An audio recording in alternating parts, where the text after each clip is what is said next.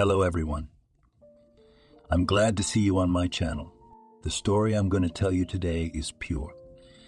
It is true that all the bad things that happen in life happen for a reason. It is said that we can appreciate the good things, the things when they happen to us. I hope you enjoy this story. I wish you a pleasant viewing experience.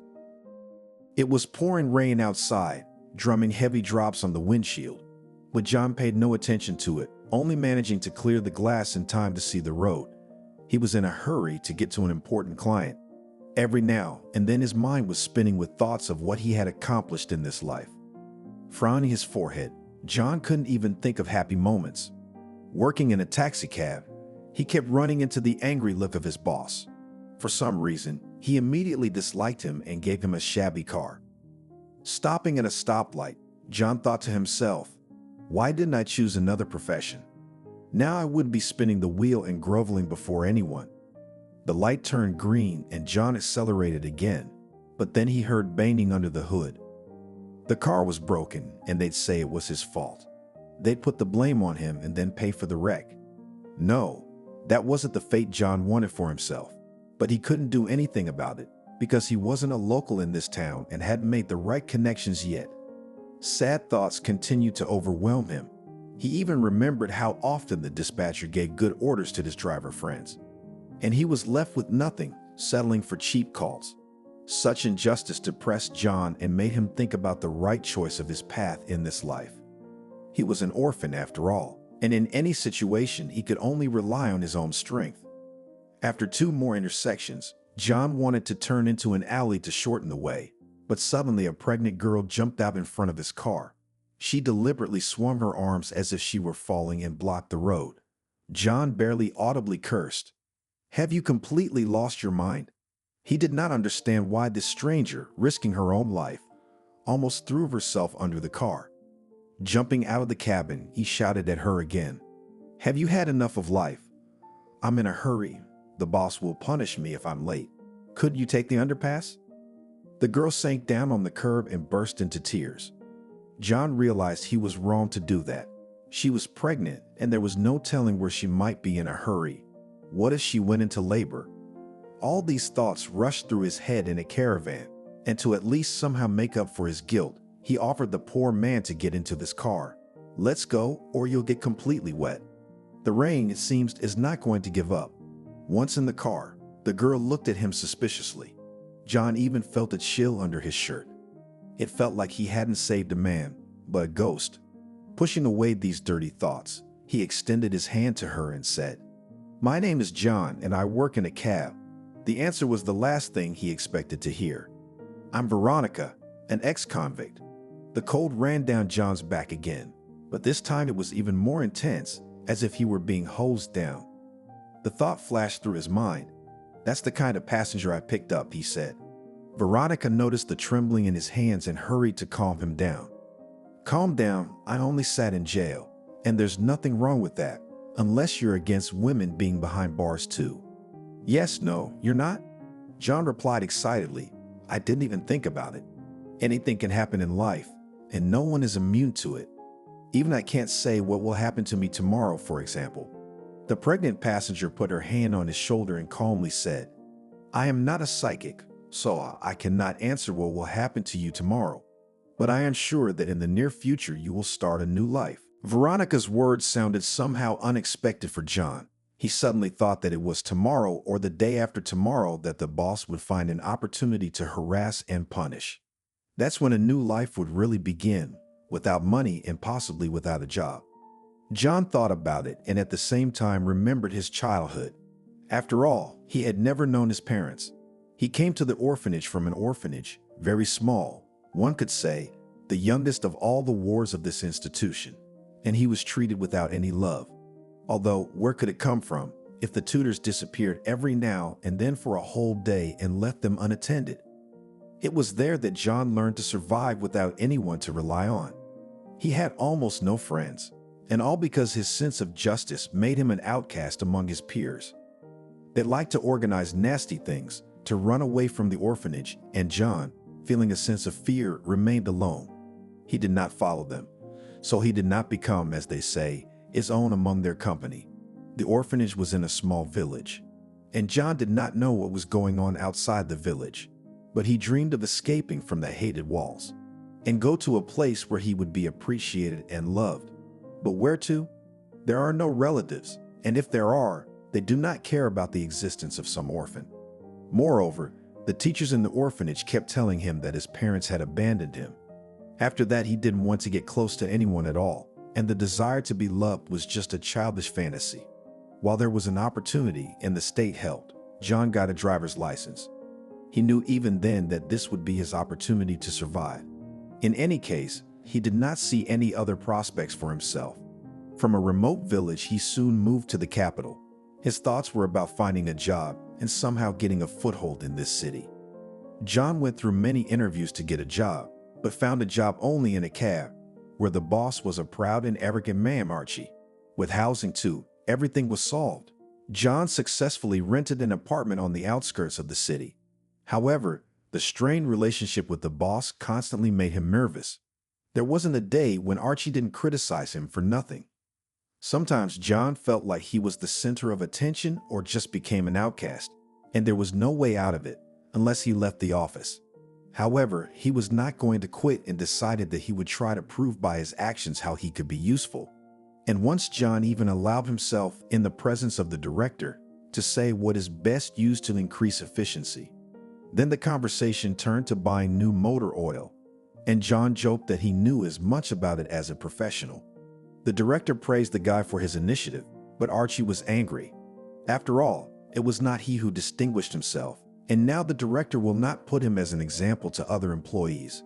However, the boss could not do anything, especially since John became almost the best friend of the director. At the same time, Archie took note of this and began to wait for a convenient moment to take revenge. But the boy worked so skillfully that he gave no reason for penalties. True, after today's trip, there was no telling what might happen. After all, there was a reason the supervisor was grinning when he sent him on this call. With a shake of his head, John looked at his companion, distracted from his memories. If it's no secret, how many months pregnant are you? I'm about to give birth. I'm past 7, Veronica replied with a smile. John stopped in front of the traffic light again. I'll probably never have children. I'm alone. I haven't found my life partner. And probably never will, because I stopped trusting people. You have everything ahead of you. You just need to believe, said the girl. If you want to, you can change your life. I can see that you are a kind guy, but trusting. And that's great, but you just don't notice it and think that everything passes you by. Maybe you're right, and I do need to make some changes in my life, John said with a shrug. Veronica immediately said that she would pay him back, but she needed to get to the address. She went on to say the street and the house number. John shook his head and through his teeth said, "Come on, I don't need anything. I realize you don't have any money. Do you know how many passengers I've had like you?" "No, what's that got to do with it?" "Because all they said was, 'Wait, I'll get the money, I'll pay you.' And when I bring them to the address, they run away. No, you can't fool me, and there's no reason to do that. I won't take money from you. I'll give you a free ride." The girl bowed her head and spoke almost in a whisper. "I'm not a beggar, if that's what you think. Yes, I'd had to spend enough time in a place where you think about freedom all the time. But that doesn't mean I've lost my human form and can't be held accountable for my actions. You're wrong, and I'll prove to everyone that I'm not." John raised his eyebrows and replied jokingly, "All right, have it your way, but keep in mind that I won't take you any farther than the address you gave me. I have a reservation and I may not be able to make it in time." Veronica nodded, and for the next half hour they drove in silence. John looked at the road and the girl at her lap. She didn't cry, only her shoulders shuddered. Fixing her hair, Veronica glanced at John and smiled. He did the same, but restrainedly, the word afraid of an unexpected turn. Finally, when they arrived, John pointed out that this was a bank branch. Veronica waved in response and got out of the car. John, as promised, didn't charge her. He forgave her the trip, realizing that in such a position the girl did not care about expenses. Not only was she pregnant, but she had recently been released from prison. As she walked to the bank building, he continued to stare after her. John purposely did not move from his seat. waiting to see what would happen next. He had already mentally imagined that now the sirens would blare, police and ambulance cars would come. But 5 minutes passed, and there was silence all around, people going about their business and no alarms. Making sure Veronica wasn't going to rob the bank, he stepped on the gas and drove on. But as soon as he reached the intersection, John tapped his hand on the torpedo and said, "That's it. I've completed an order for an important client. Now he'll complain to the boss and he'll leave me without money for sure." He arrived late to the important person. He didn't say anything, but he looked at John unhappily. That was enough to make him realize that he was in for a big showdown at the office. He was silent the whole way, afraid to say a word, and the client was in no hurry to talk, staring at his clipboard. A couple hours later, John was free and driving in the direction of the office. His heart was clenching inside from the feeling of worthlessness. After all, he wouldn't even be able to say anything to his boss, and he would be right if he punished him, although there was hope that the client would not complain. Leaving the car in the parking lot, the guy almost ran into the office building. Mickey walked past him and smiled inevitably. There was a constant feud between the two of them. Mickey was taking over the fattest orders, and rumor had it that he was pleasing Archie with his methods. John thought about it, and it made him uncomfortable. Yes, this is now your future interior. I brought this chair here on purpose. You need to feel the hopelessness and the poverty. Do you know why I need it?" "No, I think your sense of humor is off the charts," John said with a shudder in his voice. "You're partly right," Archie said, patting him on the shoulder, "and I do have a sense of humor. But not in your case. I know all about being late. Did you think that if you left for a call in another city, I wouldn't know anything?" "I'm sorry, Archie, but I've been stuck in traffic a few times and my car's a bit of a mess." John tried his best, but he realized it was useless. And if the boss made a show of it, then it was obviously for the sake of his ego. Archie had a lot of pride. He could spend hours looking in the mirror and adjusting his tie. He loved himself probably more than anyone else. Pointing to a chair, the supervisor motioned for John to sit down. "Yes, no, thank you, I'd rather stand," he replied nervously and clenched his hands into fists. "Well, it's your business. Maybe it's for the best. I put a satellite tracker in the car on purpose. I knew it would serve me well." "What are you talking about, Archie?" "What I'm saying, John, is that I've seen your entire route. You stopped a few times. You went down a few alleys. You'd even managed to end up outside a bank. Don't tell me you have an account there and you're checking it out. Well, of course, we've abolished cell phones." John felt hot when he heard the word bank. He joked to Veronica about not robbing him. Had she really robbed him? And now he was an accomplice. Trying to push the thought away from him, John frantically asked again, "And you didn't see anything else?" "No, but that's enough for me to punish you. I just don't know how to do it in a way you'll remember for the rest of your life." "Let's just reprimand you," John said pleadingly. "It wouldn't do you any good," Archie said menacingly. As soon as he had said that, Mickey entered the office without knocking. He looked at his boss and asked without any embarrassment, "Well, have you told him everything yet?" Didn't realize what was going on. John jumped up to Mickey and stared intently into his face. "You're getting fired, buddy," Mickey replied cheerfully. John turned his attention back to Archie. "But you can't do this to me. I've done so much for you, always filling the most difficult and cheapest orders. You upset me once," the boss said sternly. "You shouldn't have flaunted yourself in front of the director. He, because of you, stopped paying me a bonus and a raise. Do you think I can forgive you?" "No, John, you're wrong. You're fired. Get your paycheck and don't let me see you again." John lowered his head and slowly staggered out of the supervisor's office. John thought, Veronica was right when she said that my life was about to change. After that, he did not want to stay in the walls of this office. On full automatic, John went to the accounting office, took the rest of the money, and went outside. The wind blew his curls, and he silently stared into the void. After all, the unknown was ahead, which smelled cold. Suddenly, the bank came to mind, and John shuddered again. What if I really did rob it, and Archie let me go on purpose, and then the cops come? With a shake of his head, the cabbie waved his hand and wandered back to the bus stop. Now he could only travel by public transportation, and if he didn't find a job soon, he would have to walk.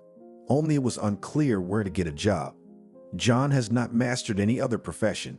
He has no diploma and no experience either.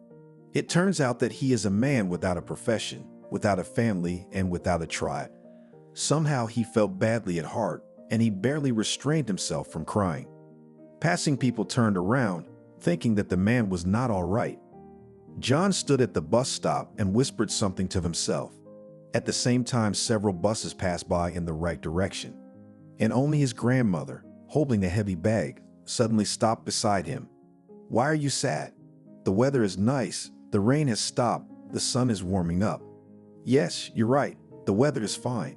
But it doesn't make me feel any better.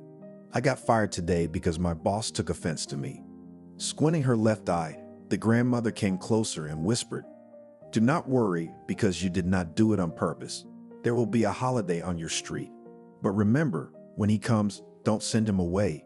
It's your destiny." "Are you two in cahoots?" John asked angrily. "All I hear is secrets.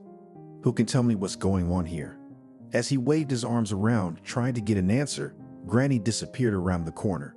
It was as if she had only appeared for a moment to share another secret with John. Utterly bewildered, he got on the bus and drove home. At the store, John bought a loaf of white bread and a carton of milk. He knew Perry was waiting for his master. As soon as the lock clicked on the door, the cat ran out into the hallway. She nestled at John's feet and began to rub his back. Stroking the pet, the former cab driver said, "You're the only one I'm happy to have, Perry." The cat heard his name and purred contentedly. John took off his shoes, went into the kitchen, and poured milk into her bowl. Perry left his feet alone and began to eat. As she licked the milk, she looked at her master with a sidelong glance and licked. There was so much devotion in her eyes that John couldn't stand it and covered his face with his hands. He stood like that at the window, barely restraining his emotions, but suddenly the doorbell rang. John even shuddered. Strange, I'm not expecting anyone to visit. Cautiously looking out into the hallway, he asked directly from there, "Who's there?" From the other side of the door came an answer. "It's me, Anna." "John, open up, we'll have tea with you." Not knowing what was going on, he opened the door.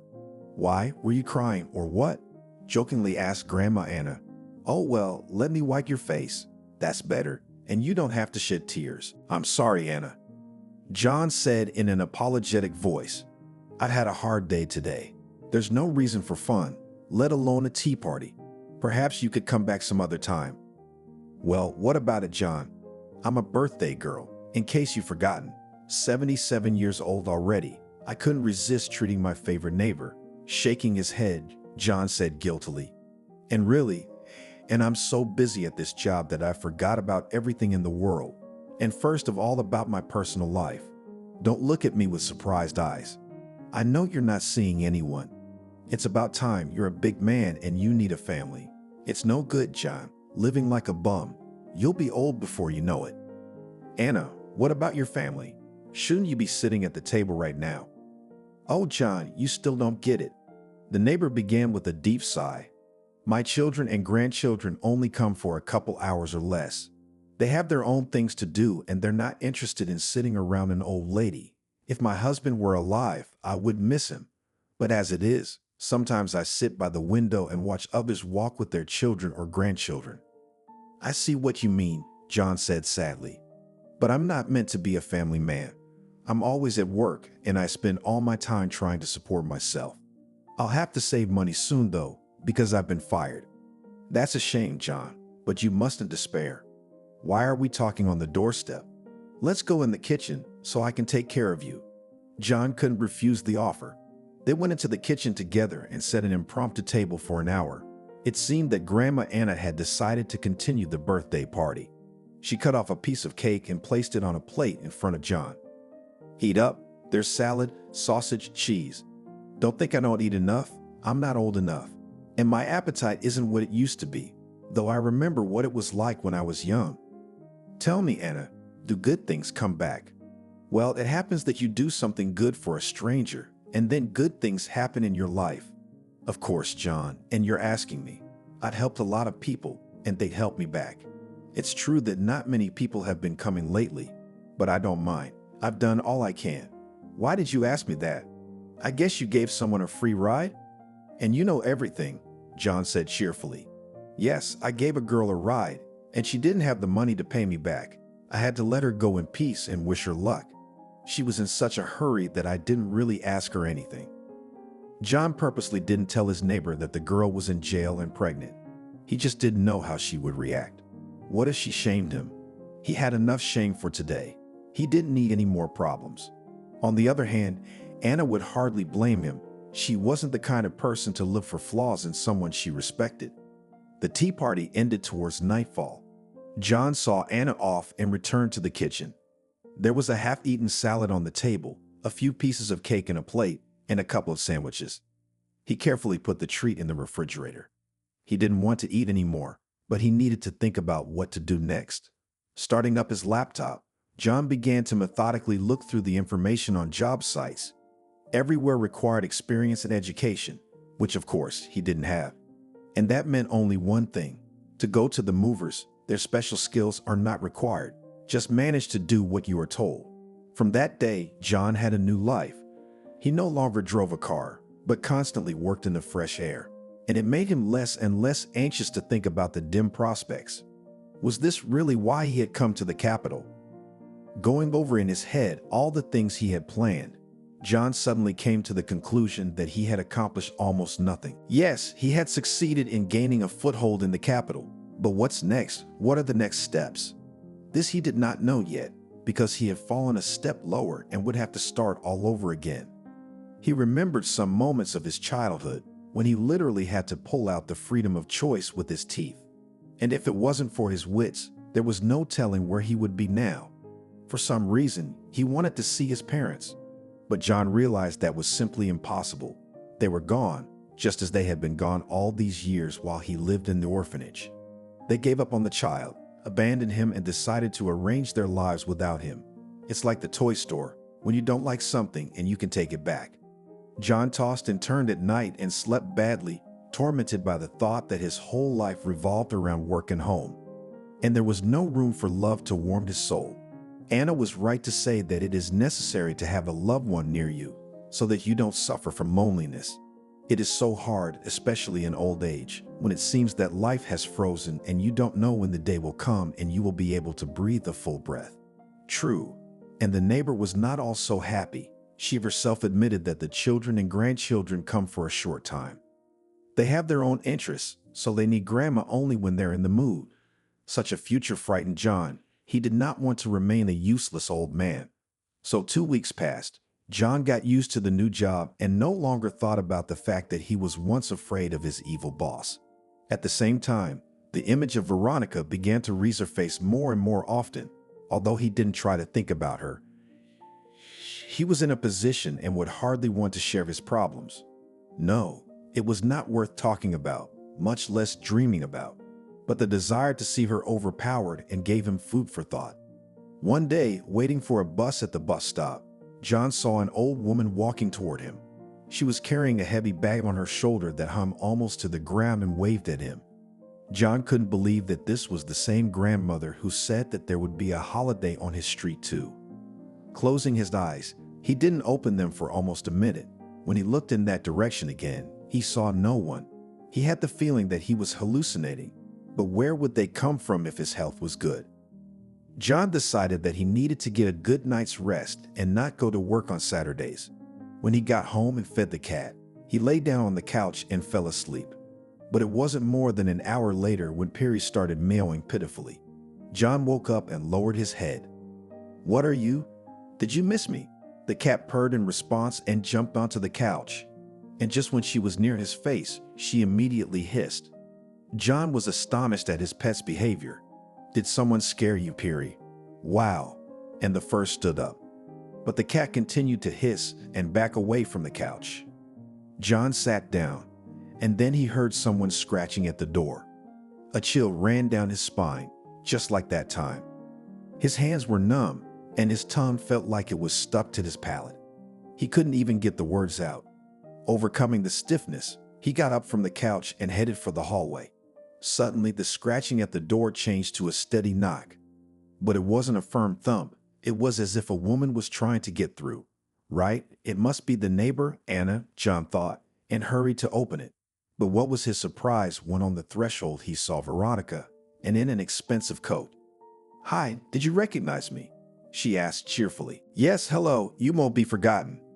Can I come in, or are you in a bad mood?" "I'm sorry, I don't really feel well," John answered and let Veronica into the apartment. "So many unpleasant things have happened in my life that I'm afraid to talk about them. I thought you'd forgotten about me. I went to a lot of trouble to find you. I didn't realize it was so easy to get lost in the capital." "It's a capital to absorb people," John said in a more cheerful voice. "But you've spent so much time away from home, so don't be surprised. And I'm sorry to bring up your past." "It's all right, John," Veronica said and went into the kitchen. "I still have a lot of catching up to do. But one thing I'm sure of is that you can't forget the past. It's so soaked in dark stains that I'll never wash it off in my lifetime." "Wait, what are you talking about?" John asked in surprise, even though he suspected what was behind it. "This," Veronica pointed to her round belly. "All the secrets and stains are here, and if you have time, I'll tell you." "Yes, of course, I'm only after work, so I'm in no hurry." Putting the kettle on the stove, John asked, "Are you hungry maybe?" "No, I've been to the restaurant and had dinner there." "What are you looking at? Can't you understand how I've changed so dramatically? Where did I get the money to go to a restaurant?"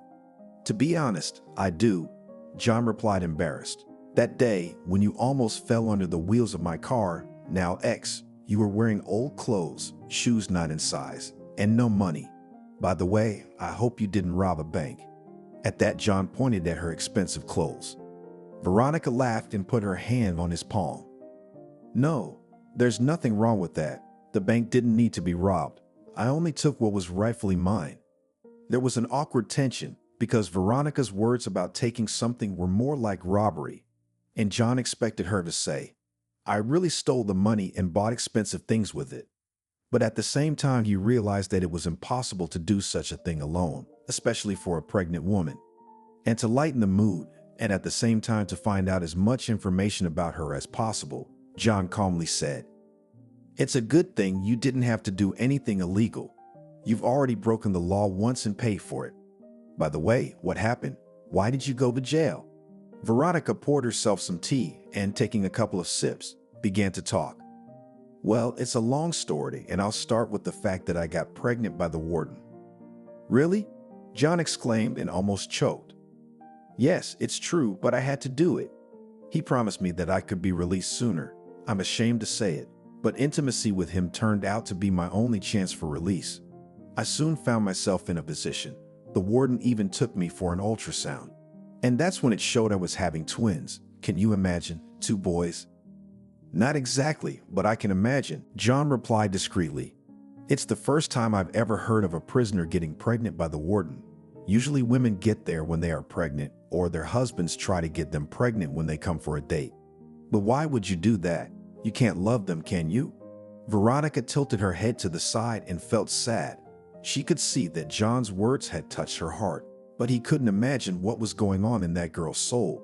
Their first meeting had shown how defenseless she was. And here was a sudden change in image and trusting sincerity in front of a man who was a stranger to her. "You see, John, I had no other choice. I had to go free to get my revenge." "Okay, so you didn't just get pregnant for no reason, you got pregnant to fulfill your evil plan." "Wait, don't be so judgmental if you don't know anything." "Okay, I won't interrupt, go on," John said, sipping tea from his mug. That evening, Veronica told him about her hard fate. She had to go through a lot of things, and first of all, through a series of humiliations. All because her father, now deceased, had decided to remarry. Mom died only 3 years ago, and his feelings were playing up. Veronica did not dissuade, realizing that the father is a grown man and is free to decide his own fate. Besides, he was a big businessman and owned solid assets. This gave him ample opportunities in terms of personal life. Naturally, that the holy place is not empty, and in the life of Steve appeared a beautiful woman. She was 10 years younger and easily captured his heart. Veronica saw how he was crazy about her and did not notice anything around him. True, she also had a small business, and business at the firm did not allow full control of the situation. She had to torn between home and work. But everything changed when this woman's son appeared in their family. She persuaded to take him to them. Moreover, the method of seduction forced Steve into marriage. The wedding had been celebrated in style, even in style. John put the mug on the table and interrupted her story. Wait, why didn't your father know what he was doing? From what you said, he was just over 50 years old. 50 years old? I can't believe a man that age would lose his mind. What else? He was perfectly aware of what he was doing. He just loved women's attention. That's why he married a second time. Of course, I talked him out of it as best I could, but how could he listen to me? It was up to Daddy to decide what was best for him, so he chose a new girl. I'm sorry I interrupted. John said, I'm sorry I interrupted. It's just that I'd had similar problems in my life. Well, not exactly about the wedding, but something like that. I didn't tell you I was an orphan. I've never seen my parents, and I still don't know where they are or what happened to them. I spent all my childhood in an orphanage, and there I learned to be a driver, and then I went into adulthood. It's hard when there are no close people around, Veronica continued. I realized it when I found myself behind bars. My half-brother Alex arranged a trip to the colony for me. The son of my father's new wife. I don't even want to say her name. The two of them really got on my nerves. John realized he needed a break. Let's cook something together. Let's cook something together. I realize you can afford restaurants now, but I don't have the means. I got fired from the cab company and I can't make much money as a longshoreman. Wait, so this is all because of me? Veronica asked with a gasp. You were late for a call and got kicked out. Almost. It's just that being late was an excuse. But seriously, the boss had a grudge against me for a long time. He hated me from day one. He thought I was a competitor. Why? Once, I took the initiative in front of the director and told him the best oils to buy for cars. And then he suggested his own ideas several times, for which he paid the price. Yes, the boss is a beast, laughed. Veronica parried. Well, beast, not beast, but selfish and proud. That's for sure. But it's all right. He'll remember me. Together they cooked a light dinner and ate a little snack. John noticed that Veronica was no longer acting as if she were seeing him for the first time. It was obvious that she had developed a liking for him. Looking at her belly, he asked, Will you give birth in a regular hospital or a paid clinic? Now you have these options. Listen, what about this brother? Where is he? Didn't you say it was his fault you went to jail? Veronica replied that time would tell and added, Yes, that's right. Alex has failed me on every count. I trusted him with my business, or rather, I took him into the company to help with the accounting and human resources issues. And what, he failed? John asked. Not a word. He made me in the eyes of the tax service. Not only that, he turned my employees against me. He turned out to be a crook, and I was responsible for everything. And honestly speaking, I don't regret it at all, because I gained invaluable experience. What kind of experience, if you don't mind me asking? I learned how to survive in difficult situations. Plus, I can tell if people are good or evil. You know, that's pretty much what I went through when I was in foster care, and I think you and I have similar destinies. Stay at my place. I'll make a bed for you in the hall, and I'll lie down on the kitchen sofa. Veronica agreed, especially since she had no intention of leaving. She hadn't just been looking for John. She liked him the first time they'd met, and she decided by all means to find the kind cab driver. But as it turned out, she'd gotten him fired, and Veronica, feeling guilty, decided to remedy the situation. She saw how reverently he treated the car. After all, for him it is not just a pile of iron, but a real friend. When she fell asleep in the new apartment, Veronica already mentally saw herself next to John. All that remained was to find out how he would feel about other people's children. Her story about getting pregnant in prison had made a lasting impression on him. In the morning, she heard dishes clattering. For the first time in years, the noise was not annoying. Veronica simply remembered how she had risen, almost with the first rays of dawn in prison, when all of her cellmates were already rattling their cups.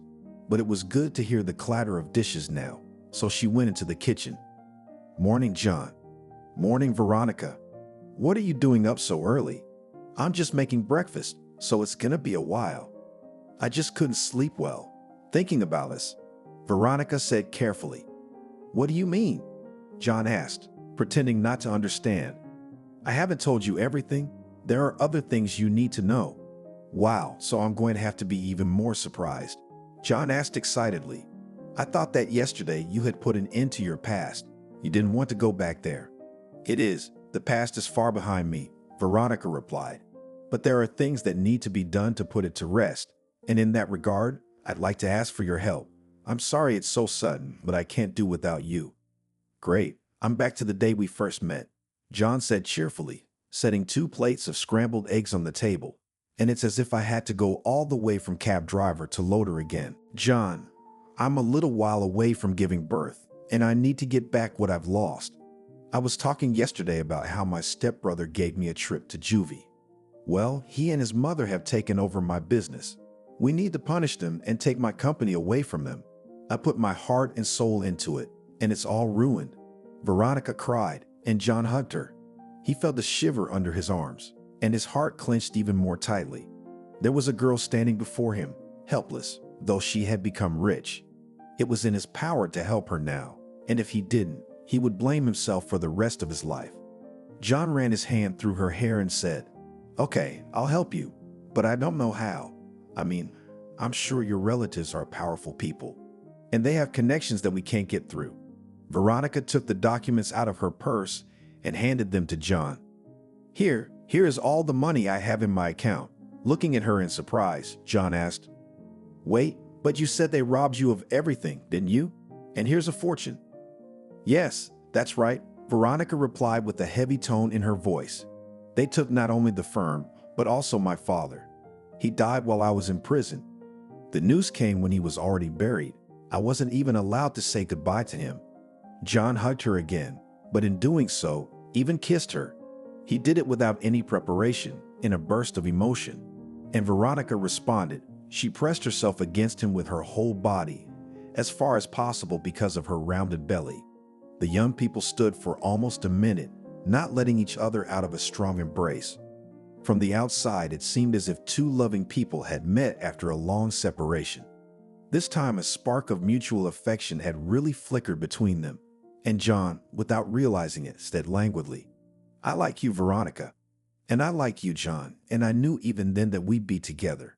It's just that you didn't react so viciously to the fact that you were facing an ex-convict. What was I supposed to do? Yell and chase you out of the car? I don't know, but more often than not, people shy away or look disdainfully at those who come from prison. I don't care, I'll never blame you, and let's see what we can do with your company. Here, I withdrew some of the money from the account, but not all of it.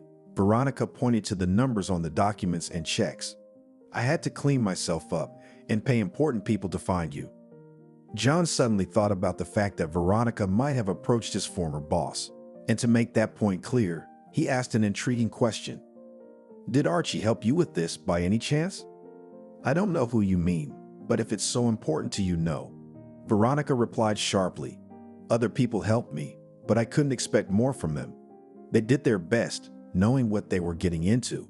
Now I need to negotiate with the lawyers and force my stepmother and her son to return my firm. John agreed to help Veronica without any money.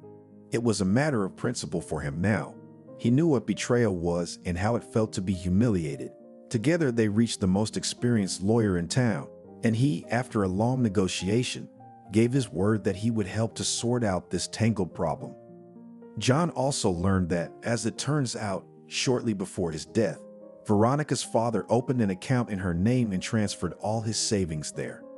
Veronica's stepmother was unaware, but if she had gotten wind of it, she would have forced Steve to give her access to the money, so the father took care of his daughter's future. But he couldn't help her avoid incarceration, and he may have tried to redeem himself there. That's why Veronica decided to go all in. She knew it was the only way to get the firm back and clear her reputation. John did his best. He even had to quit his new job. He kept an eye on what the stepmother and her son were doing. Alex was living the high life. He had no problems with money because everything gave business. Observing how this guy behaves, John identified several points. And first of all, it is relaxed, lack of vigilance and unwillingness to do anything more or less serious. In no comparison was not stepmother. She followed the order of the firm and skillfully managed the entire process. It was as if she had been in business all her life. John told Veronica what he had seen. Good. So they're not expecting me to show up, she said with a slight look. We must act decisively so that they have no time to retreat. I'm sure these people have prepared contingency plans for emergencies. You know best, Veronica, John retorted. I just want you to be okay. The hired attorneys prepared the documents for the trial, and Veronica and John, in the meantime, mended their relationship. A few days later, they moved with Piri into their new apartment. Veronica withdrew the money from the account and spent it on buying the family home. Neither of them had any doubts anymore that this was the beginning of a life together. The words of the old lady from the bus stop and Anna's neighbor turned out to be prophetic. John found his way in this difficult and winding life. Fate thanked him for his kindness. Since childhood, he tried to help everyone, despite the fact that sometimes it was not easy, and these qualities made him a strong and hardy man. That's why he wasn't afraid of hardship. And he wasn't afraid to help Veronica, though he couldn't help but realize how it might end. Soon Veronica bought him a luxury car. John at first did not want to accept such a gift, but then agreed, saying that the time will come and he will definitely repay. Taking on the role of an assistant, John himself kept in touch with lawyers. At some point, they informed him that Betty, Veronica's stepmother, and Alex had moved. Apparently, they felt threatened, or someone informed them that the rightful owner of the business was on their trail. John relayed the lawyer's words to Veronica. As you can see, your hustle didn't go unnoticed. Good. Let them know that they too will soon have to answer for everything. By the way, how do you like the car? Did I get your taste? Thank you, Veronica. It's the best gift I've ever gotten, John replied and pulled Veronica close to him. She felt warmth all over her body and laid her head on his shoulder. Suddenly, she heard John whispering, "You are my good ones, I'll see you soon." Not only that, he was stroking her belly. Veronica realized that John would definitely not push her and future children away. She hadn't made a mistake with her choice. He was the right man for her, and it didn't matter what other difficulties she would have to overcome. The main thing is that now they are together and no one will separate them. But Betty's evil stepmother didn't keep her waiting long. She sent to Veronica's house her beloved son Alex. But he was unlucky because John intercepted him. They ran into each other right outside the driveway. John recognized Veronica's half-brother right away. "Hello, what's your hurry? Aren't you going to your sister's?" "Excuse me, but we haven't met, have we?" Alex whispered and sharply shrank. John realized that he didn't expect such a meeting and decided to go straight ahead. "We don't know each other that well, though I've heard a lot about you, and I'm not happy about what you and your mom did." "What the hell, let me through?" Alex shrieked and tried to run into the entryway, but John grabbed him by the collar and shook him hard. "Listen, you slug, I stopped you for a reason. I know all about what you and Veronica did. This isn't meanness, this smells like a crime. Why don't we step aside so we don't disturb anyone?" At that time, people came out of the entrance, and Alex tried to address them. John reacted lightning fast, punched him lightly in the stomach, and led him to his car. "Now we won't be interrupted. Tell me who put you up to framing Veronica and sending her to jail. And don't try to lie. I'm gonna find out the truth. But then it will be worse, and I'm not kidding." Alex nodded frantically and with a tremor in his voice began to tell. "It was my mom's idea. She wanted to take over Steve's business, but Veronica was in the way, so she asked me to make the businessman's daughter disappear for a while.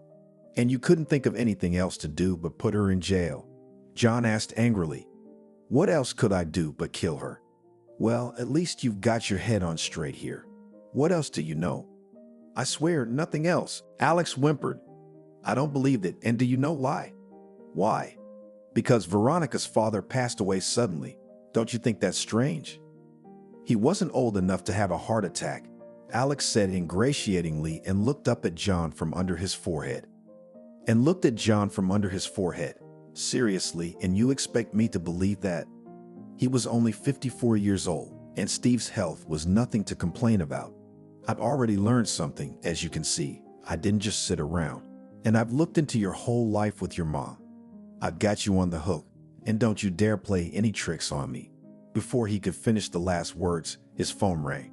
It was Veronica. "Yes, my love, I'll be right there." She was screaming and shouting. I'm going into labor. I need to get to the hospital right away. John looked at Alex, and frowning his eyebrows, he spoke angrily. Go, I'll let you go for now. But it's only for now. Soon the sweet life will be over for you. Alex flew out of his car and ran away from the yard. Meanwhile, John went up to the apartment, assessed the situation, and called an ambulance. Together with Veronica, he arrived at the maternity hospital, but he was not allowed inside. He had to wait for the doctor to come out and tell him what was wrong with her and how she was feeling. Half an hour later, the obstetrician on duty showed up. You're very good for not being confused. Your wife is going to stay with us for the time being. The contractions were false, but there are indications that she'll give birth soon. Doctor, it's still at least 2 weeks away, isn't it? I understand your worries, but nature dictates when your children will be born, and it's great that you're having twins. You should be happy and thank God for such a generous gift. Thank you, but they're not. John wanted to say that the babies weren't his, but he stopped himself. Besides, the doctor thought they were husband and wife. Inside, somehow everything turned upside down and he hurried outside. Just at that moment, a window on the second floor opened and Veronica looked out. She looked at John and said loudly, I love you. Taking a deep breath, John responded in kind, and I love you and our children. You know, the doctor thought you and I were husband and wife. And you didn't like it when he said that. Veronica asked. Why, on the contrary, I liked it. And I even already know what I need to do for that. Wait, don't go away. Stay with me a little longer, Veronica asked, and pressed herself against the window frame. I haven't had time to do anything. I need to move on and get the firm. What do you say? Should we leave it as it is? No, Veronica. You get ready for the birth, and I'll take care of it myself. After these words, John got out of his seat, got into the car, and drove to the law office. But they were already waiting for him. John, have a seat. The lawyer offered him a chair. Yes, thank you. We're all set, so we can start the trial tomorrow. And I'll tell you that Betty has driven the firm into bankruptcy. But how could she, Edward? John exclaimed. Did we start all this for nothing? No, not for nothing. I found the right people, and they stopped the process of collapse. I think that Veronica will get the firm in a more, less tolerable condition. Of course, she'll have to make some investments to get it back on track. But given her financial capacity, I think that won't be a problem. You're right, Edward, but Veronica won't be able to be a part of it just yet. She's in labor at the hospital and could go into labor any minute. I understand, John. We'll go through you, especially since you're familiar with all the documents. After John's big hit on Alex, he told his mother right away, and they even wanted to report it to the police, but changed their minds as they received a subpoena. In addition, the benefactors warned that it will be serious proceedings, and it's better to settle things peacefully now than to look at the sky in a box later. Betty disregarded these warnings and thought she was free to decide for herself how to deal with the firm. Her son, on the other hand, refused all positions and began to pack his bags. He realized that he would definitely be nailed to the wall and shake out all the information. So in order to do something, to minimize the negative consequences for himself, he took the risk of coming clean. He called John himself and asked to talk to him. During the conversation, Alex told him that his mother had poisoned Steve. True, he had not personally seen anything, but at the same time, Betty had somehow. After Veronica's father had died, that her drug had worked and the old moneybags had gone. The cops got all this information right away, and they arrested Betty. However, they had no direct evidence and she was still charged with fraud. Alex was left under house arrest for his cooperation with law enforcement and his sincere confession. But it was only temporary, because after the trial he might have faced a real prison sentence. It took several days to unravel this insidious tangle, and all the while, John visited Veronica every day. He couldn't imagine himself without her, and she was glad that someone needed her. One time the nurse even let them be alone together, and there John, on one knee, proposed to Veronica. It was so touching that Veronica couldn't help but say yes. She said it was a real blessing for her, and began to kiss John, so much so that she grabbed her stomach and screamed. I'm having contractions again and I think my water's breaking. Immediately, all the medical staff rushed and she was taken to the labor room. John, of course, went downstairs and waited. For 3 hours, he sat patiently in one place until finally the doctor came out and said, "Congratulations, Daddy, boys. One is 3,700 and the other is 3,500. At this point, John cried and hugged the doctor tightly. "How happy I am to have had two sons." Then he said this phrase again, but so loudly that it seemed that all the patients in the hospital could hear him. Even Veronica smiled when she heard. She was lying in the room, and next to her were her two babies. She looked at them and tears were streaming down her face, but they were tears of joy. The next day, John came to the law office again. Edward informed him that Betty was charged with fraud and would not be released anytime soon. Alex, on the other hand, might get probation. But most importantly, the lawyer added, "We can get Veronica's firm back. Now we are preparing the documents, and I think that in a week or two everything will be finalized. In the meantime, congratulations on the birth of your children, and may you all be well." "Thank you, Edward, but—" I know. That's why I'm saying it's gonna be okay." John realized that the lawyer was in the loop. And he was. He'd be sure to keep it a secret, especially since they'd become practically close friends. A week passed and Veronica was being prepared for discharge. John came to pick her up in the car he had bought. He decided to wait until it was packed and brought a bouquet of flowers and champagne. A minute later, a cab pulled into the yard and Archie got out. He met John's gaze and said loudly, "What people, are you working as a cab driver again? And who trusted you with such an expensive car?" "Good day to you too, Archie," laughed John, "but this is my personal car. Your car, on the other hand, looks like it's been in need of repair for a long time." "Oh, come on, it can't be." And at that time, Veronica and the children appeared. "Darling, aren't you tired of waiting for me?" John handed her flowers, the nurse champagne, and took the babies in his arms.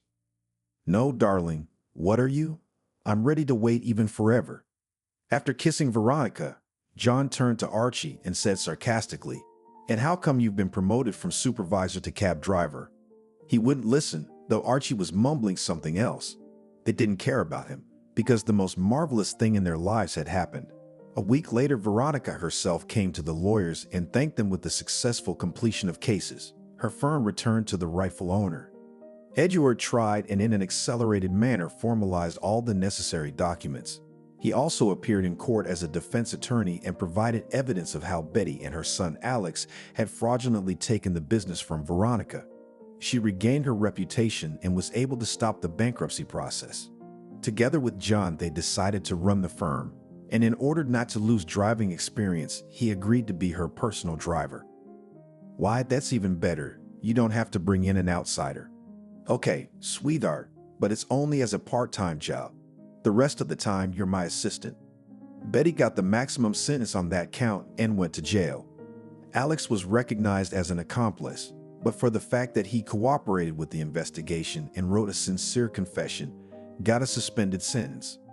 And no one heard about him anymore. He left for the countryside and decided to do some farming there. Soon Veronica and John got married. They were favored, and in a week they were married. The words of the old woman at the bus stop came true, and they also had a celebration. And it was good that John did not give up his happiness. Anna and the doctor from the hospital were invited to the wedding. They didn't really have anyone else to invite. Veronica had no parents and John was an orphan. And so it's the same fate for the two of them. After the babies were born, they were registered in John's name. He insisted on it, saying that it was not a matter for them to be brought up in an inferior family. Veronica did not object, because she saw her future only with John. On the other hand, her stamina could only be envied. She had endured so much and had not lost heart. The firm with difficulty, but they pulled out of the financial crisis. Now it is fully functional and generates income. True, the whole staff had to be changed. They were saturated with hatred for Veronica, and they could not be left. John himself recruited new employees that all went through this system of checks. Veronica hadn't forgotten about her father either, and she picked a time to visit his grave. He was buried next to her mother, though he was lucky in that. Veronica stood by the tombstone for a long time and cried. Fate had treated her cruelly, but she also corrected the mistakes she had made. Or maybe it was her parents from heaven who helped her daughter to cope with difficulties and find love. Diana helped her father out of the cab and into the wheelchair. Evan noticed the sadness on his daughter's face and cautiously asked, "Are you upset about something?" "No, Dad, I'm fine. I'm just thinking a little," Diana answered hastily.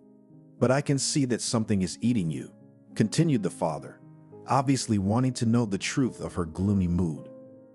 "The wedding preparations have worn me out, so I'm down," Diana said and looked at her father. "It's a thing that should be rushed," said her father cheerfully. "But you should be happy you're marrying Dustin." "Dad, I am honestly," Diana said, barely holding back her tears. "Okay, I'm not gonna ask you any more questions," Evan concluded. "You really are exhausted and you need some rest. Help me up to the apartment because Elizabeth is busy today." "It's good that the neighbor is helping. God bless her good health."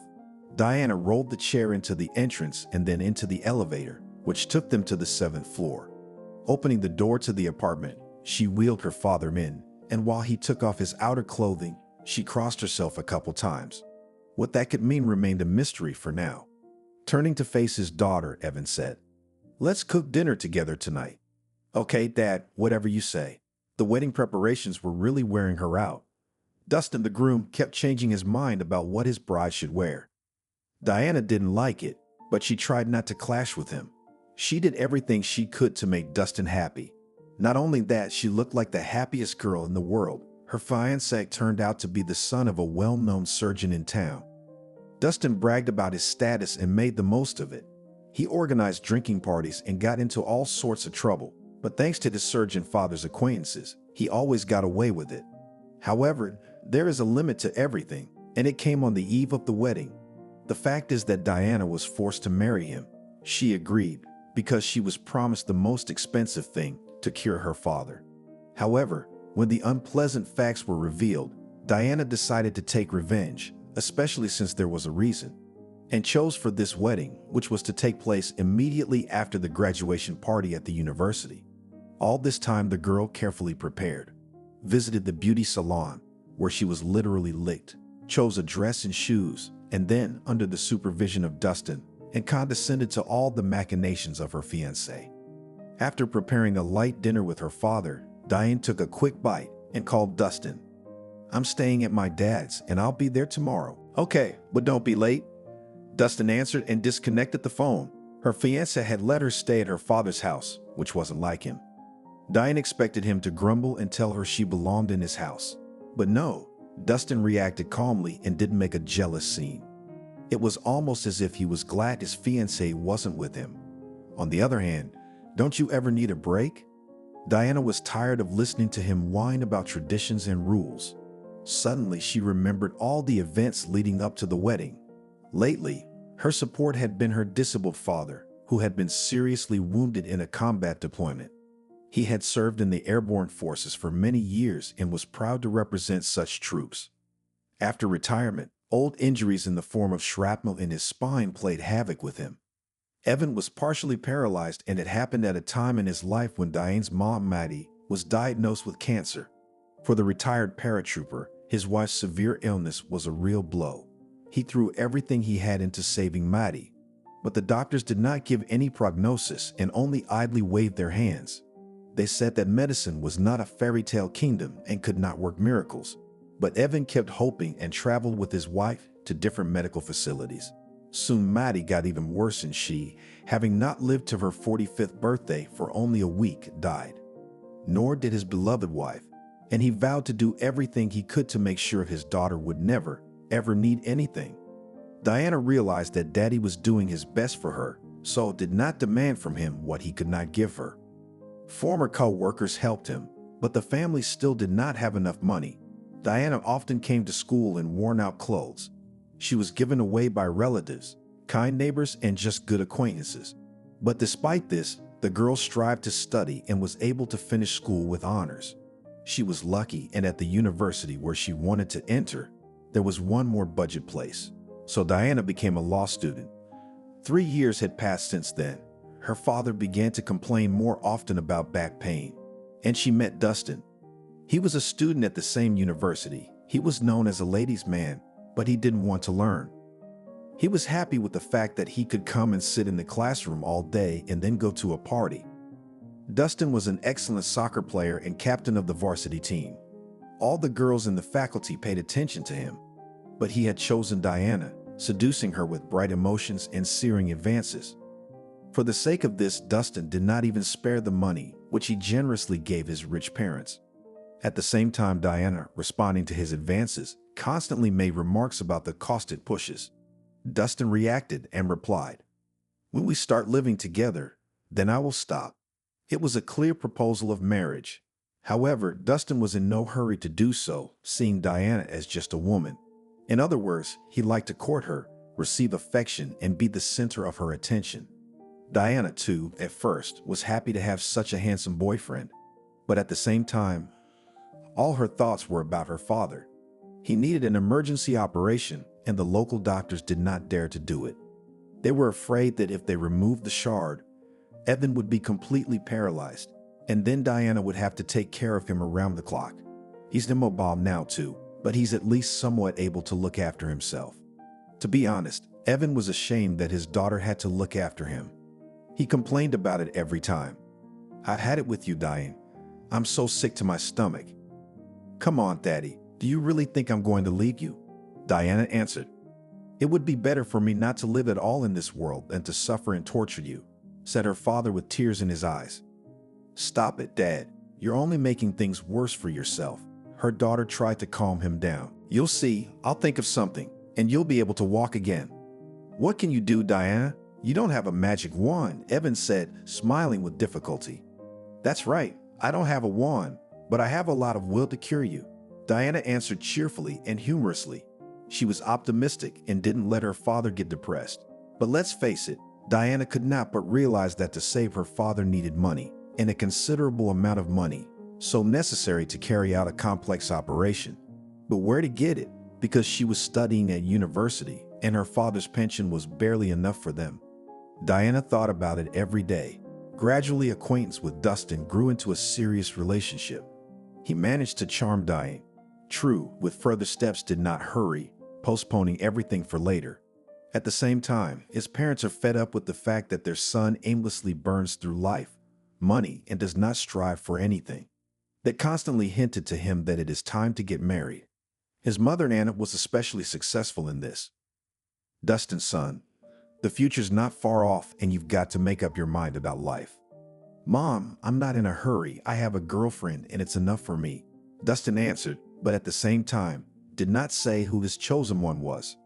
Okay, let's not rush, but you must introduce her to us," Anna jokingly threatened him with her finger. "You'll find out in time," Dustin replied evasively, putting it off for later. He liked doing things that didn't take responsibility. Yes, he enjoyed his relationship with Diana, but that was enough at this point. Dustin wasn't in a hurry to go any farther yet, but his parents were of a different opinion. Another 2 weeks passed and Dustin was still in no hurry to introduce Diana to his parents. He continued to see her, but he didn't share any news with his mother and father. Their curiosity got the better of them, and one day they couldn't take it anymore. "Son, enough secrecy. Bring the bride and we'll get acquainted," said his father strictly, "Mickey." "Of course, why wait?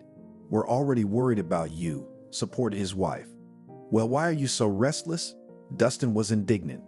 "Well, I'll bring Diana all right." "So, her name is Diana?" Anna asked her son in surprise. "Yes, I didn't tell you." "Look at him, honey, he's laughing at us too," said the father indignantly. "Son, we don't know anything about your girlfriend." "Mom, Dad, I'm sorry, I forgot I didn't tell you anything," Dustin replied guiltily, making innocent eyes.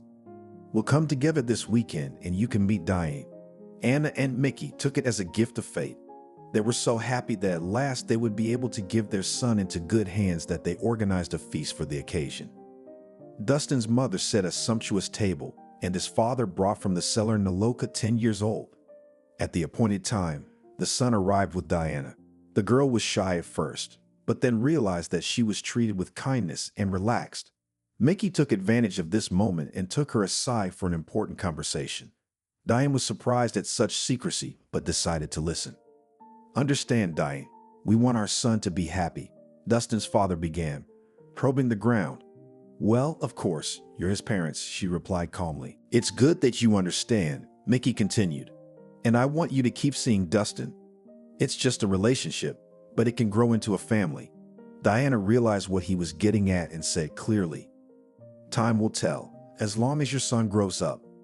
Don't worry about that. His mom and I will prepare Dustin for real life. At dinner, Diane was no longer harassed with questions. She told them she lived with her disabled father. She'd also mentioned his problem and that his mom had died of cancer 3 years ago. She summarized her whole background.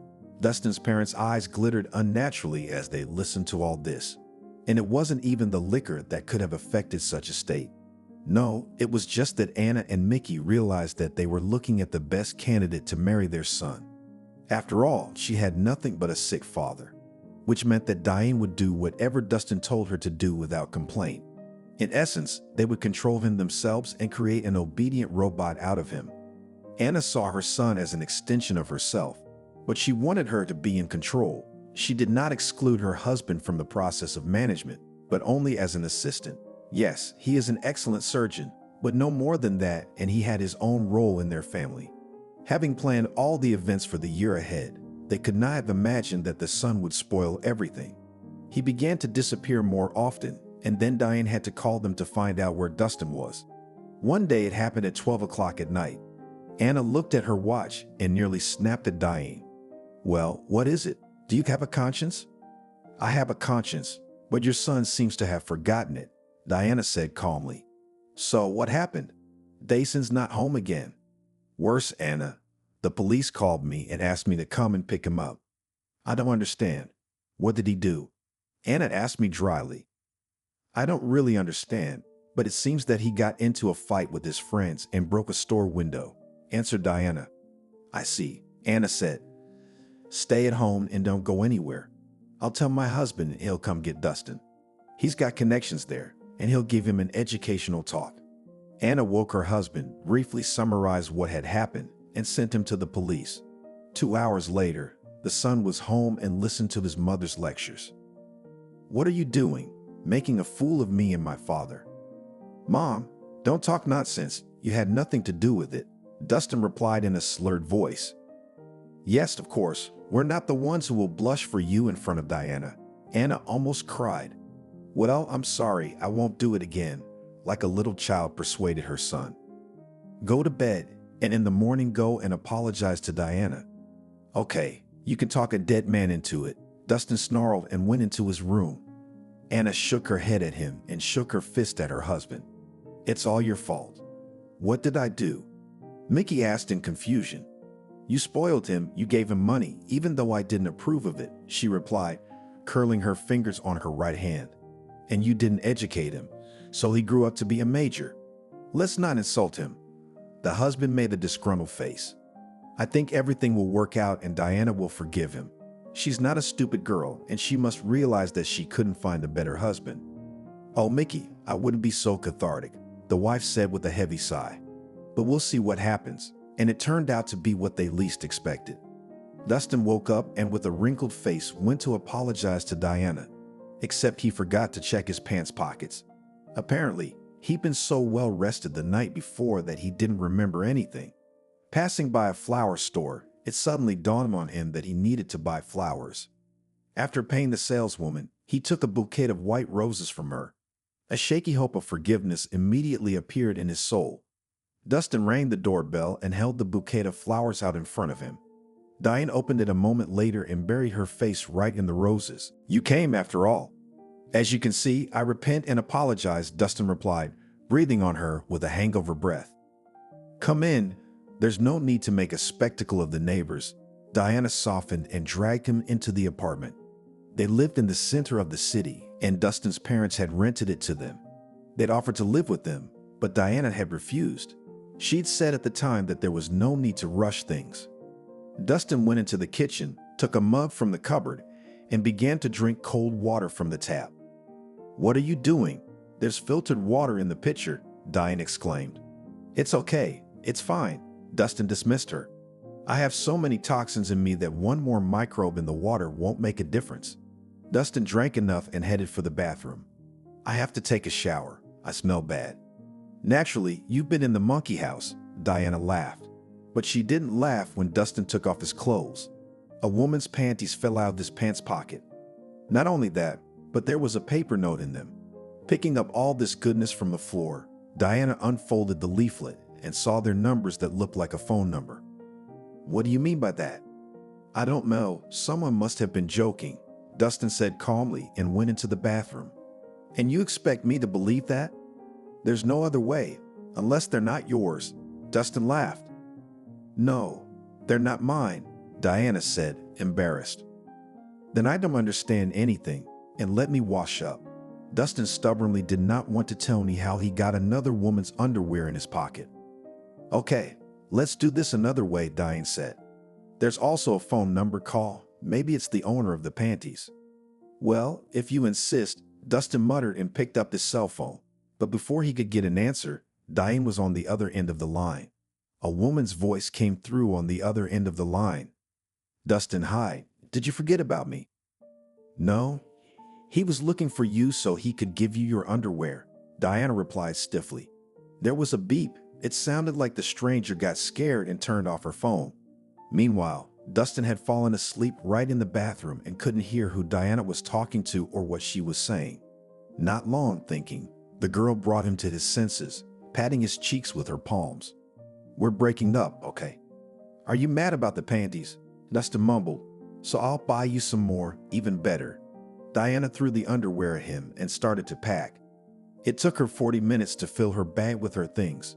She had a feeling she wouldn't be here for long. Dustin, on the other hand, continued to sit in the bathroom as if nothing had happened. It was as if he'd fallen out of reality and didn't realize what was happening. He only came to his senses when the door slammed behind Diana. It was as if he'd been sobered. Dustin jumped out of the bathroom and ran for the phone. The digits of the girl's number flashed through his mind. With trembling hands, he dialed them on his cell phone, but he heard a dial tone in response. That meant that Diana had blacklisted his number. Not knowing what to do next, his brain refusing to work properly after last night's fun, he started to get ready to go back to his parents. After all, only they could help him in this situation. Meanwhile, Diana was on her way to her father's house. She wanted to cry, but the tears did not come, as if she had long ago cried them. She didn't call him in advance, afraid that he would guess everything at once and start to worry. At home, she prepared her father for the unpleasant information and told him everything. Evan clenched his hands into fists and furrowed his brow. I knew that Dustin was a dark man, he said through gritted teeth. Dad, I didn't think he was capable of this, Diana said with tears in her eyes. You're the one who told me about Dustin's drinking. I'm a dad, I do, but it was just hanging out with friends, Diane said. That's where it all started. Her father wagged his finger at her. He felt he had impunity and decided to go all the way. What am I supposed to do now? Nothing. Let him worry himself, replied the father calmly. You'll see that within 2 days he'll come here and beg for forgiveness. He's already done that. He even gave me flowers, Diana said quietly. Well, now he'd have to lavish a gift to make it up to her. At home, Dustin received a reprimand from his parents that he never had to listen to in his life. Mom was the hardest on him. Son, you just killed me, Anna said with a shrug. It is necessary to forget in the pocket of another woman's panties. And judging by their size, the girl was shapely, said Mickey with humor. Honey, what are you talking about? Anna blushed. What's wrong? Everything is natural, reasonably answered her husband. I just noticed that our son knows how to choose his women. That's true, agreed with his wife. But that still didn't give him the right to behave that way. How could you, Dustin? It's an insult to her feelings. What are you gonna do? I thought you were going to advise me, Dustin said guiltily. You have to think about it. You can't just do it on the spot, Anna said, looking thoughtful. I know what to do. Mickey rubbed his hands together. So, son, buy her an expensive present and invite her back to our house. And if she doesn't accept, Dustin asked cautiously. Try your best. It's in your best interest, his father replied sternly. Dustin followed his instructions. He bought a gold bracelet in a jewelry store and hurried to Diana's house. But she wasn't there, and Evan refused to let him in. He spoke to him through the door. Diana's in class. Unlike you. I just got a little sick and had to take a personal day, Dustin replied. I know how sick you are. Don't embarrass yourself. Evan kept talking through the door. What am I supposed to do? Dustin begged. I'm not the boss of you to tell you what to do. Diana's at the university, that's where you'll find her. But keep in mind, if you hurt her, I'll get you from under the ground. Dustin nodded, though Evan didn't see it, and went down the stairs. Once outside, he looked up at their windows and whispered with a chuckle. He'll get me from under the ground, you old cripple. He waited for almost an hour and a half outside the university to avoid being caught by the professors. Diana appeared at the exit, accompanied by her classmates. Dustin had to hide so that his gossipy friends wouldn't see him. Finally, when they had dispersed and Diana was alone, he came up behind her and put his arm around her shoulders. Again, I'm sorry. I don't know how it happened. Well, of course you do, Diana replied without turning her face to him. I called Edward and he told me they were playing a prank on me. Dustin began to justify himself. His sister answered the phone. Let's say, but why didn't you call her back and find out? Diana also asked without turning around. You saw the state I was in. Oh yes, it was hard to miss. Diana finally turned around. You couldn't even stand on your feet. Well, imagine me calling her, Dustin continued. By the way, this is a gift from me as a token of my forgiveness. And let's go to my parents today. They're waiting. Diana accepted the gift from him and agreed to go. At the same time, she still didn't believe him. Dustin had apologized to her so many times lately for his actions that it was time to start a journal. But she wanted to look his parents in the eye. What would they say for themselves? They were probably covering for their son to get away with it. Arriving at Dustin's parents' home, Diane found herself in the arms of first Anna and then Mickey. They were so excited. They just couldn't hide their emotions. We never thought you'd forgive him, Dustin's mom chirped. Even I was skeptical, but now I see I was wrong, said Dustin's father. I haven't forgiven him yet. It's just a truce, Diana said proudly. Everyone laughed, taking her words as a sign of forgiveness. It seemed to them that Diana wanted to show her character. Dustin sat her down in a chair and sat down on the divan himself. You don't mind our son being so mean to you, Mickey continued. He's just a fun-loving boy who likes to be in bad company. But I'm sure that as soon as Dustin settles down, he'll get his mind right. Once again, she was being blatantly hinted that it was time to get married, and not to someone, but to their son. It seemed they were trying their best to put Dustin in good hands. Apparently, his parents were fed up with him, so they were willing to make such a move. Diana guessed what the intellectuals were up to and decided she wouldn't disappoint them, especially since she still believed in Dustin's sincerity. After a small but dense lunch, Mickey took Diane aside again for a serious conversation. Are you going to go back to praising your son? She joked. No, this time I won't. You know what I mean, he replied cautiously and uncertainly. I can see how his behavior makes you sick, but it's imperative that we marry Dustin. I realize that, but you have to realize that with his attitude, he's going to be hard for anyone to get along with, Diana countered. That's why I wanted to make a deal with you, Mickey whispered. Only no one has to know about it. A deal. I'm offering to help you treat your father, he continued. I have connections among surgeons in private hospitals. They'll take on this complicated operation. You realize that we can't drag this out any longer. It will only get worse. Diana felt a lump in her throat. She hadn't expected Dustin's parents to be capable of such a thing. I need to think about it, she said and covered her face with her hands. Well, you don't have to cry, Mickey tried to reassure her. I just want you to marry Dustin. And if I say no? Diane asked quietly. Then your father will suffer for the rest of his life, he said calmly. And that splinter will take him to his grave someday. Besides, I'm going to ask the university chancellor to have you expelled. No doubt they'll find a reason and you'll be left without an education and without a happy future. Mickey's words sounded so serious that Diana couldn't help but believe them. She knew what kind of man he was and what he was capable of. She had to agree. All right, I'll do as you asked, but Dustin can't know anything about this. Of course I'm a grave. My son won't hear anything from me. Mickey ran his finger over his lips. At that moment, the man who had caused the conversation came up to them. What are you two whispering about? I hope you're not discussing me. You guessed it, son, his father laughed. I was explaining to Diana what to do if she finds another woman's underwear in your pocket again. What did you advise her to do? Dustin asked apprehensively. Nothing much, Dad said. I told her to bury you in those panties. Diana hadn't expected such an impromptu suggestion and laughed out loud. Anna picked up the baton after her. But Dustin wasn't smiling. He must have taken his father's words seriously. His face contorted into an angry grimace. And even though no one paid attention, Dustin remembered the joke for a long time. At the same time, he had to continue playing the role of the guilty groom. Diana hadn't fully forgiven him yet and kept her distance for the time being. That day, she received an offer she couldn't refuse.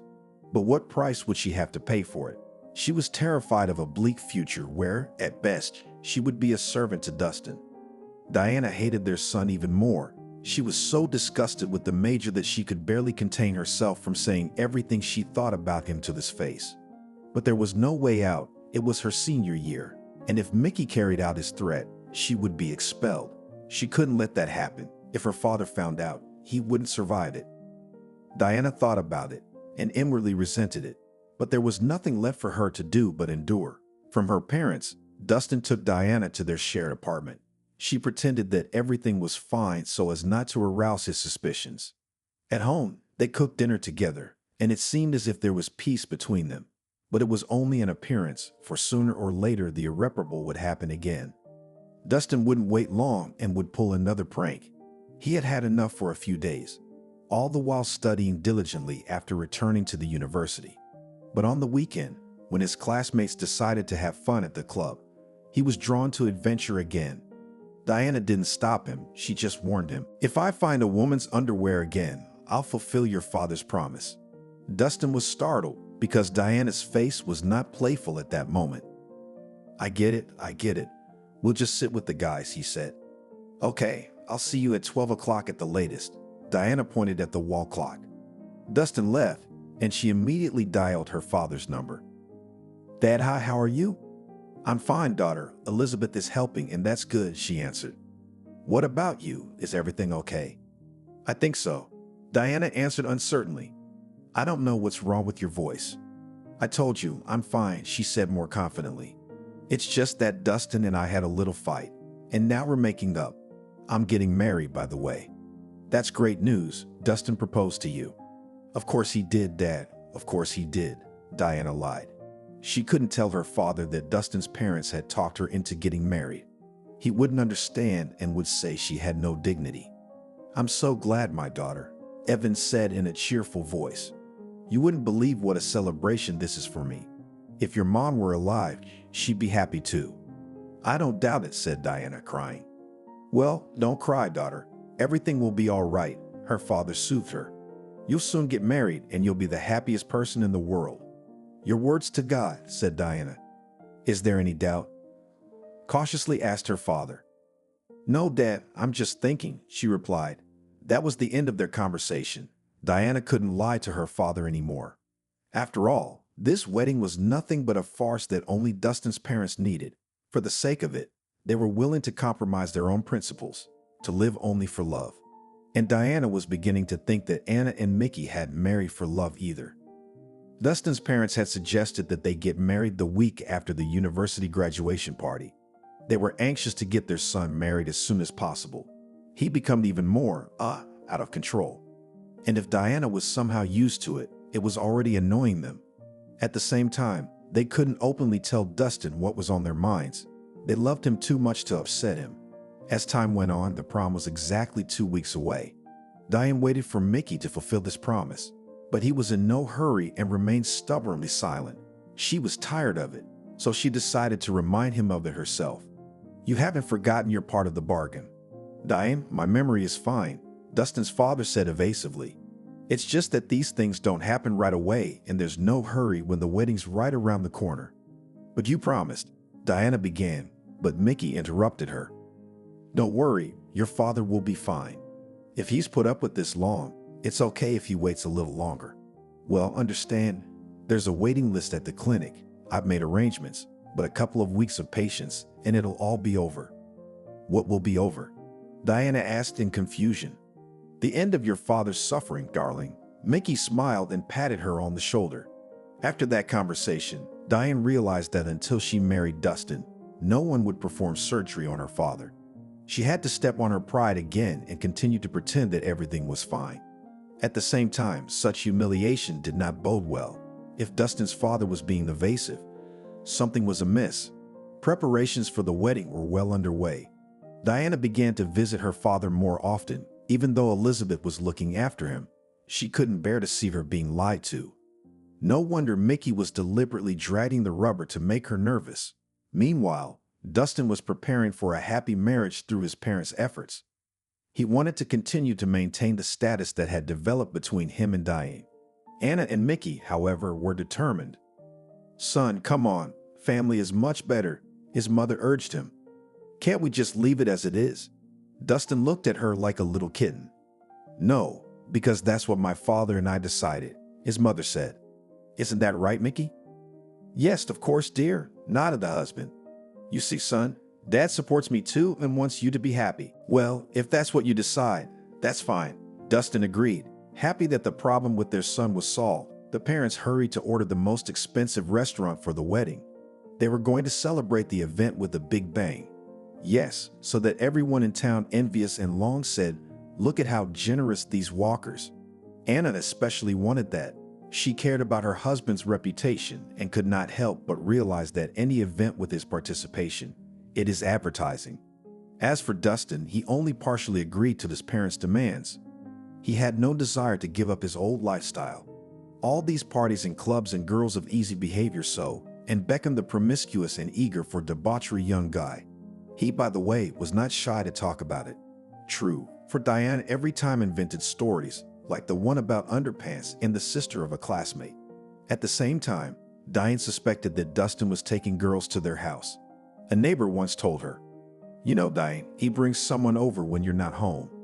"What do you mean?" "You know, girls, young and pretty," the neighbor whispered as if someone could hear her. "Are you sure about that?" Diana asked. "Here's a cross for you, Diana." The neighbor crossed herself. "I've seen Dustin bring girls over several times with my own eyes. And the interesting thing is, he was always drunk. Otherwise, he'd say hello, but he'd walk by like I was a ghost." "I see, thanks for the information." Diana thanked her neighbor. At that moment, she felt so nasty that she wanted to spill everything out. Diana felt nauseous, her insides were turning upside down, and her head was just buzzing. Dustin didn't care about morality at all, since he'd allowed himself to bring other girls into their home. And now the trick with the unexpected sister will definitely not work. Diana decided to take action and went to her father's house. There, in her little jewelry box, was the family ring. Mom had given it to her shortly before she died, and Diana had promised to keep it, no matter what life's difficulties. Now, however, the moment had come when a choice had to be made. Her father greeted his daughter with mild amazement. "Don't tell me you two are fighting again." "No, Dad, everything's fine," Diana replied calmly. "I'm going to have a sleepover tonight." "What about Dustin?" Dad asked. "I called him, he knows," she said. "Don't worry about him. Dustin's having a great time. He's having a good time." "Oh, so he's having a bachelor party." "Well, something like that," said Diana. "Then you should have a bachelorette party," Dad continued. "That'll come later," Diana said mysteriously. In the meantime, she had to get ready for the wedding. In her room, she checked her jewelry box and made sure the ring was still there.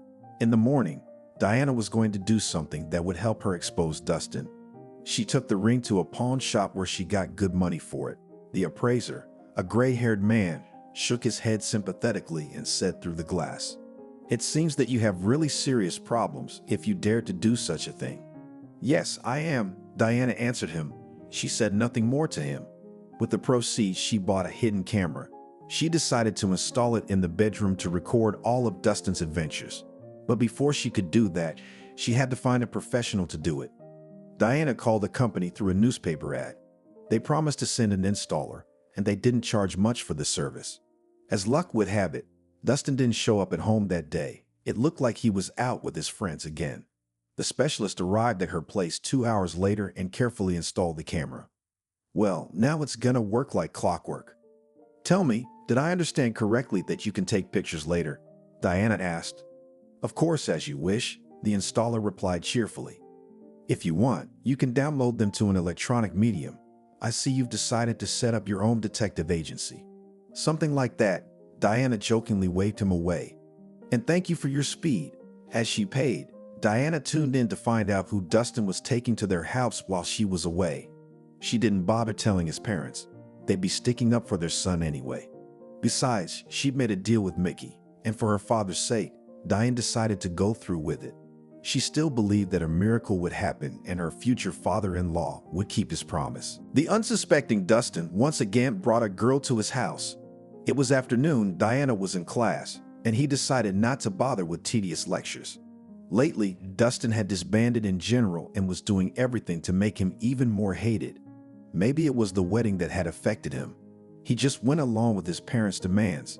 In fact, he didn't want to get married, he wanted his freedom. But he didn't realize that his mother and father were not going to fund his wild life without limits. They already risked their reputation when they constantly pulled his son out of various troubles. And he should have realized that it was time to stop and think about the future. But no, he'd rather continue to have fun, throwing his parents' help to the wind. That's what Dustin was, irresponsible and spineless. And even if he got married, it would still be up to his mom to decide for him. Anna wouldn't let her son set sail without personal supervision. Yes, she slept and dreamed about when he would finally get married, but in such a way that she would always be there for him. In this case, she and her husband even wanted to buy an apartment across the wall from the neighbors. And then Anna would come to them every day. At the same time, she did not know about her husband's true intentions. She didn't know that her husband was playing his own game. And not just making some plans, but keeping Diana on a short leash. It was possible that she would not have approved. At least, she wouldn't want to create a happy future for her son that way. All these games were being played past Dustin. He was getting ready for the wedding, but in a special way. It looked like his bachelor party had gone on too long and needed to come out of the steep dip. He showed up at the university that day, but Diana, on the other hand, excused herself. She went to their apartment to review the CCTV footage. But no sooner had she taken it down than the doorbell rang.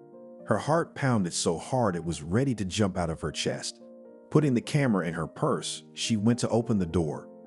"Oh, hello, Catherine." The neighbor stood on the doorstep, and Diana made a face as if she had just woken up. "It's good that you're home and not in class," she said briskly and entered the apartment herself. "Something's wrong. Are you still asking?" "Question for question," the roommate said. Dustin brought a girl again. Not just one girl, but several at once. What a womanizer.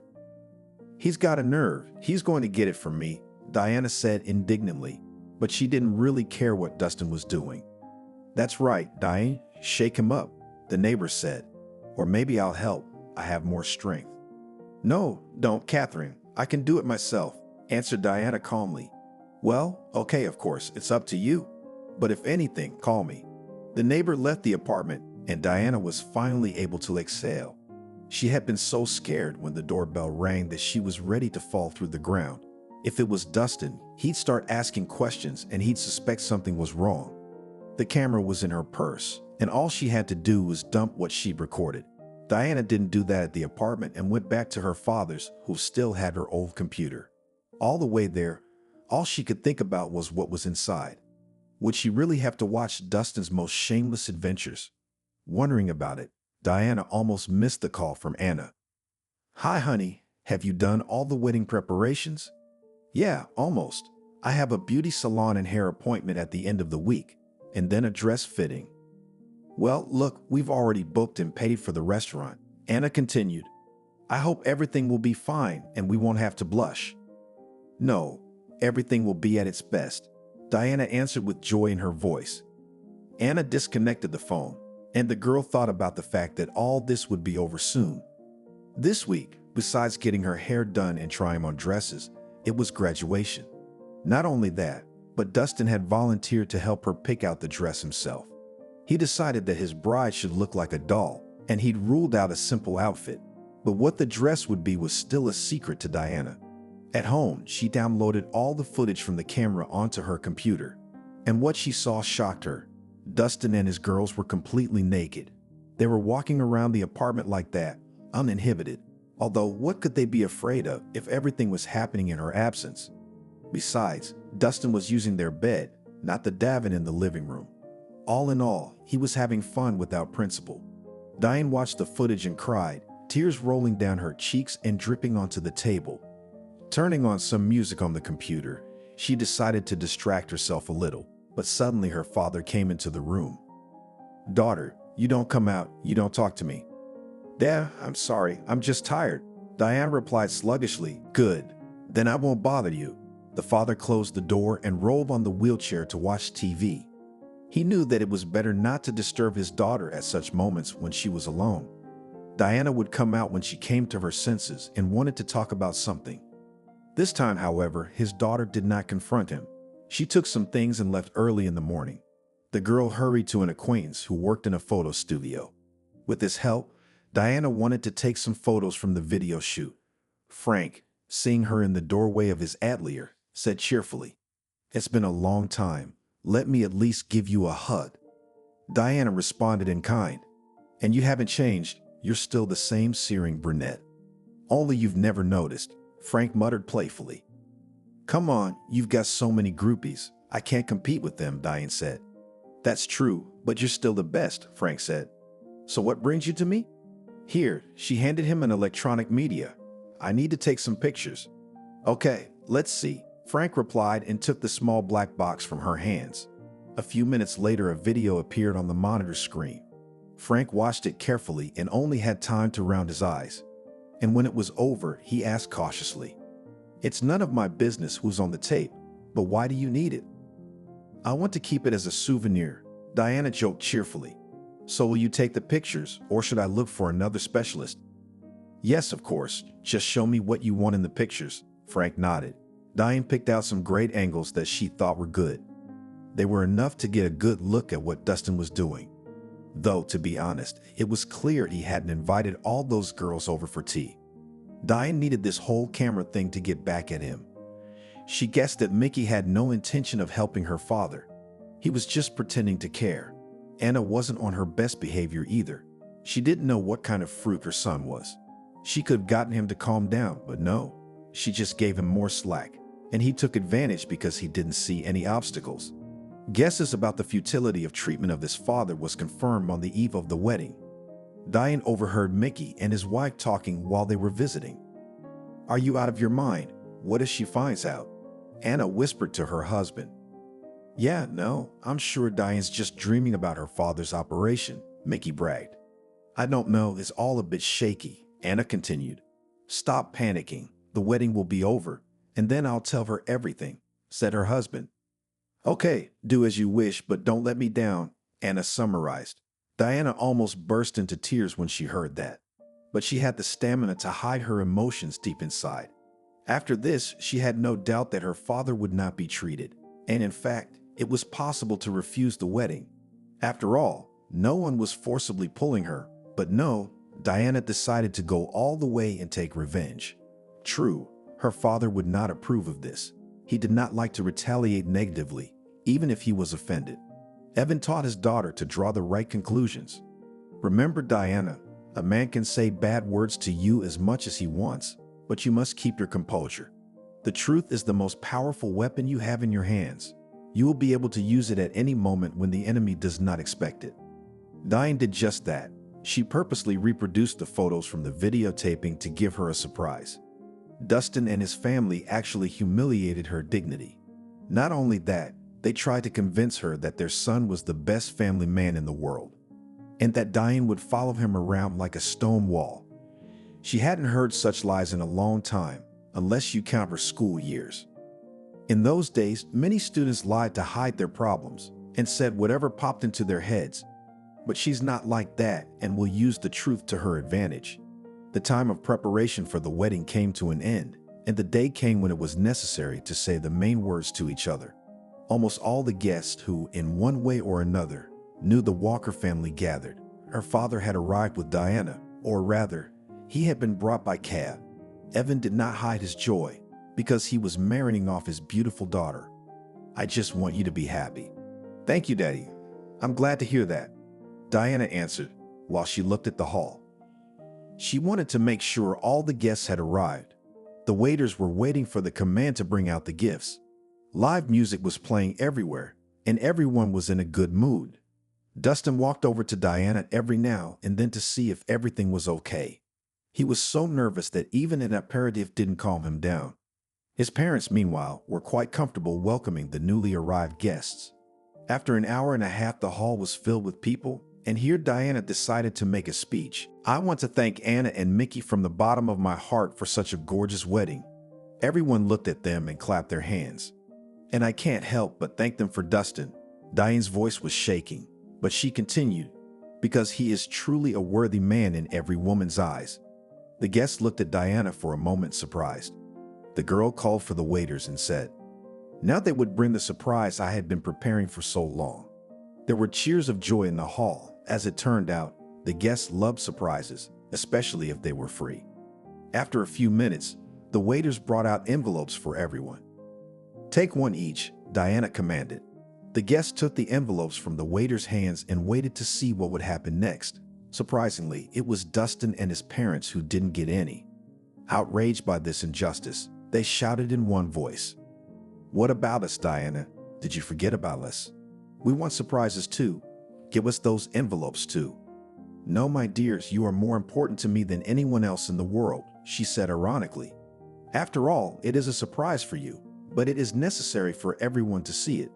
The guests started opening the envelopes and pulling out pictures, the very ones she had reproduced from the video shoot.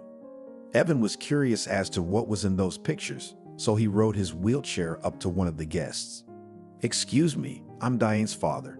I didn't get an envelope either."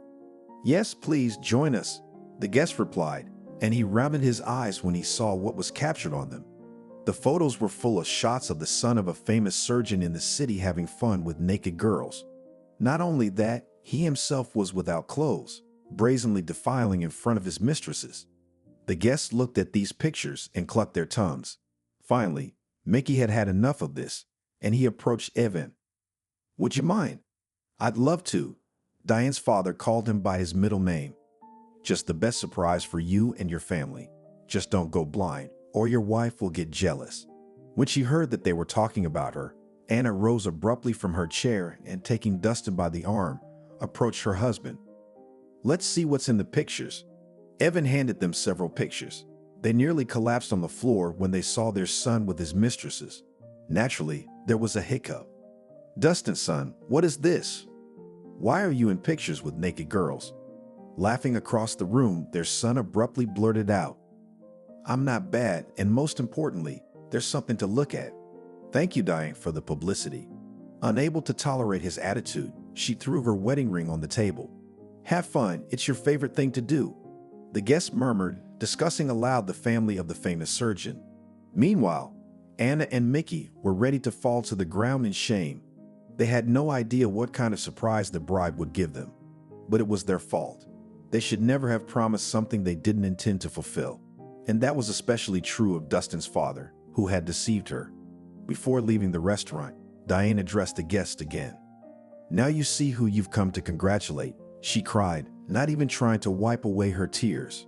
Her father rode up to her in a wheelchair. "Daughter, don't. Let's get out of here."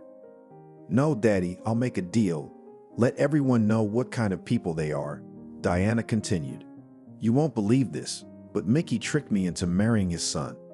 "That's an outright lie. Don't believe a word of it," the surgeon shouted, waving his arms vigorously. "Calm down, Mickey. You'll have a chance to speak," someone answered him from the audience. The surgeon was immediately silent, looking at the guests with funny eyes. "So," Diana took the floor again, "he promised to organize a complicated operation for my father. He is a former paratrooper, received a shrapnel wound in the back during a combat mission. Well, how could I do otherwise?" Diana looked at the guests with tearful eyes, and they, in turn, at the surgeon's family. They all had a disgruntled look, as if they had come not to a wedding, but to a ruined performance. Dustin was the only one who didn't react. It seemed to him that it was all a game and soon it would be over. Anna stepped forward and tried to justify her son. "It must have been a bachelor party. I don't see anything wrong with it." Of course it was, because Dustin is a saint to you, Diana replied and stormed out of the room. The guests looked at each other and grumbled unhappily. Oh, Mickey, you've ruined your reputation. Indeed, the surgeon was no longer in the mood for fun. He realized that the news of the wedding would soon spread throughout the city, and only a lazy man would not point a finger at him. He looked threateningly at his son and said angrily, "You couldn't wait till the wedding. You broke the combination." "Come on, Mickey, we have nothing more to do here." His wife took him by the hand and led him to the exit. "Mom, Dad, what about me?"